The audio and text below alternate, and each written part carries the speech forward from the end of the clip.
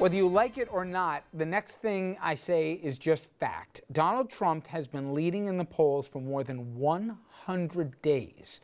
99 more than I thought he would. But 81 is the number that we're looking at right now. That is the percentage of GOP insiders who say there's a better chance now than there was even a month ago for Trump to be the Republican nominee for president. So the question is, will those people jump on the Trump bandwagon and try to help him get elected to, as the hat says, make America great again? Or will they try to stop him before this thing really gets out of hand? And there's a lot of variables to this one, Andrew. And one is, I can make the argument to say, as much as we don't want him to be our standard bearer, if we decimate him and he becomes the nominee in spite of us, what else will he take down here in terms of House or Senate candidates or even statewide officials? On the flip side, if they don't try and do everything they can to eviscerate him, what will he do? How will he impact down ticket, assuming he does lose, as almost everyone else also agrees to?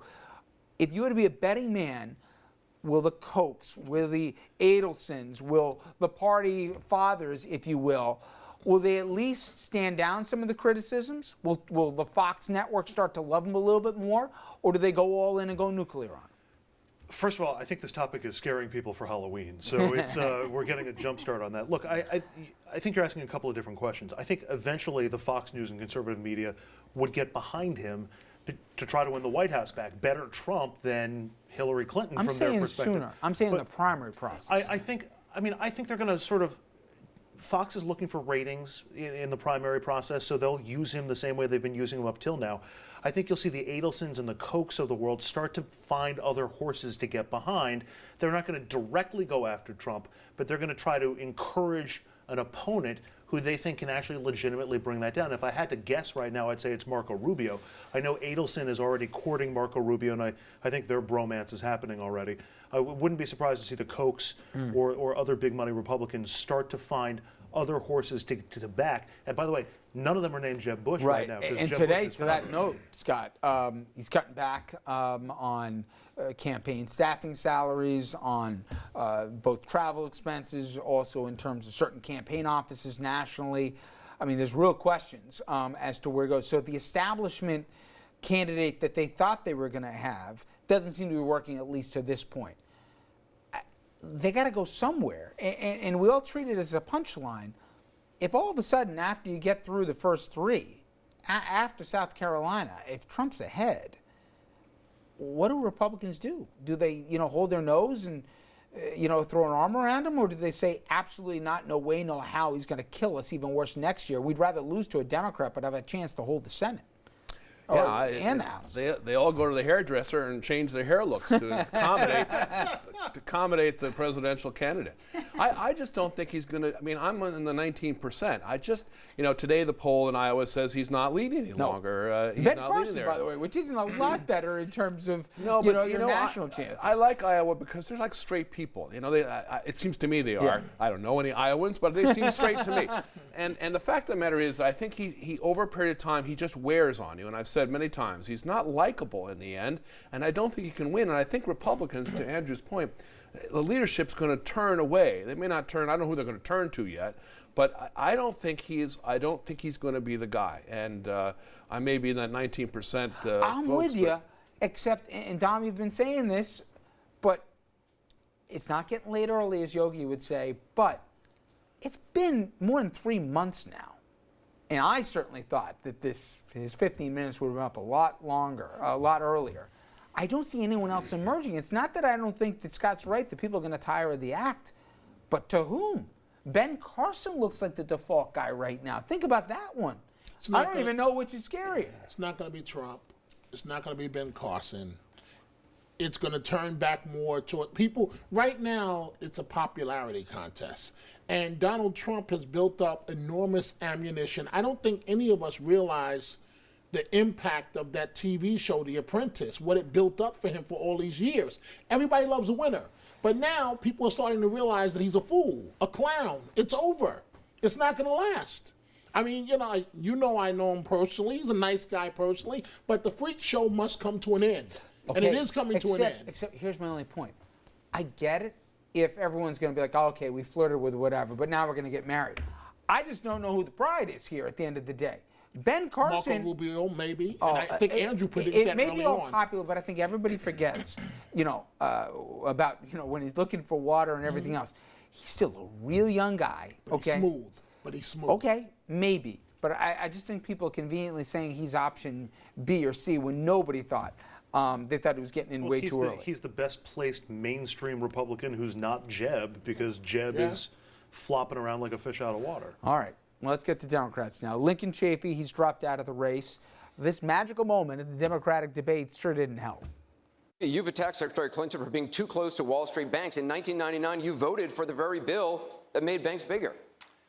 The Glass-Steagall was my very first vote. I just arrived. My dad had died in office. I was appointed to the office. It was my very first vote. Are you saying you didn't know what you were voting for? I just arrived at the Senate. I think we get some takeovers, and that was one. It was my very first vote, and it was 92.5.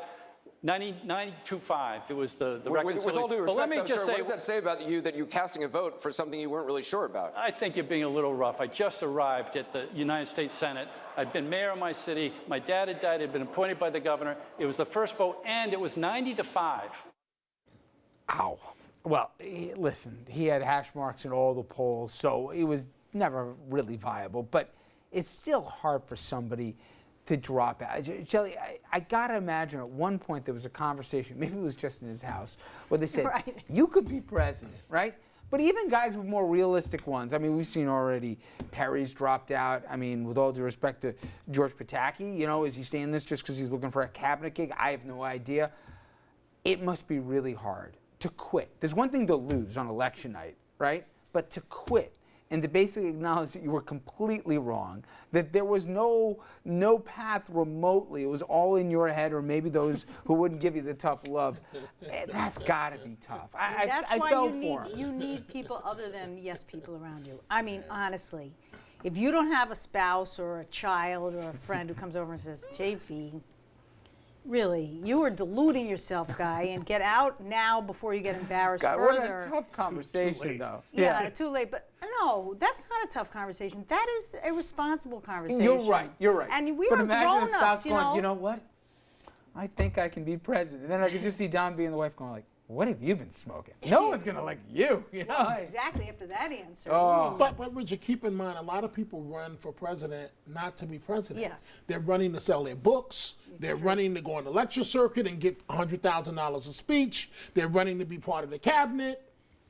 And people think our political system is broken. Okay. People are running for president for profit. But there is a downside. I mean, poor Chafee here, okay? No, I'm now, I love sorry. Rhode Island. My wife's Rhode Island. I like to go back there. We but are not feeling bad. I'm sorry. I We are feel not badly feeling for incompetent people all across America because their standard bearer is no longer in the race. That was the worst answer in any bad. debate Yeah, I totally I've ever agree. heard. I don't feel bad for him at all. Yeah, why do you feel bad for him? He knew he never had a shot at being president. I'm just saying, he's now worse for wear than before he went in. Yeah, but that's why he should have been a grown-up. Yeah. When someone said to him before the debate, you know what? Why don't you gracefully step out now and say, I will support the winner? It would be bad if tomorrow Lincoln Chafee went into his local coffee shop and people were like, you shouldn't have ever run in the first place. Unfortunately for Lincoln Chafee, he's going to walk into his local coffee shop and nobody's going to know who he Oh, is. they will. They will in the great state of Rhode Island. I want to get in trouble as for a that. Republican, I miss him already. But let's say Jeb Bush 3 weeks from now, a month from now, has to pack it in. Do you ever feel bad for these guys saying they did all the legwork, it just didn't work, but my gosh, you don't feel better? No. The only thing I think about is how much money they still owe. Because that's what he's doing now. I mean, he's cutting back, so he doesn't owe all these people should he decide or should he lose. It's tough. And apparently he's been burning through this money like nobody's business. I always think about like the director of a movie that flops, like Battlefield Earth. You remember that movie? Like, well, that was a little different. That was a Scientology No, I thing, understand. but But yeah. somebody at the studio thought, hey, this is going to be a big hit. We're going to bring home the money and Oscar season, and the thing just dies at the box office. It's the same thing. You overinflate what you think it's going to be. Except all on here's you. the only difference. Everybody working on those crappy films, right, got paid and everything else. Yes. There are people who volunteered, who have trying to get signatures to get people on ballots true and enough. everything else. That guy may go home after the worst answer in debate history, but Do you even put that on the resume? Like, if you were a volunteer at the Chafee No, campaign, you do do you not. put that on your resume there for are later only on? 3 people, so it's really not going to be that difficult. All right. I want You to do save time for the next subject because it's a serious one, and it's one that families across this country obviously have struggled with, and that is the debate over assisted suicide. I understand the moral arguments on both sides of this one. Now, remember when Dr. Kevorkian got thrown in prison for defying the law and helping people die? Well, we're going to tell you about 3 terminally ill New Yorkers who fought to make it legal here but lost at the highest court of the land. But the fight not completely over. We'll debate whether or not it ought to be legal.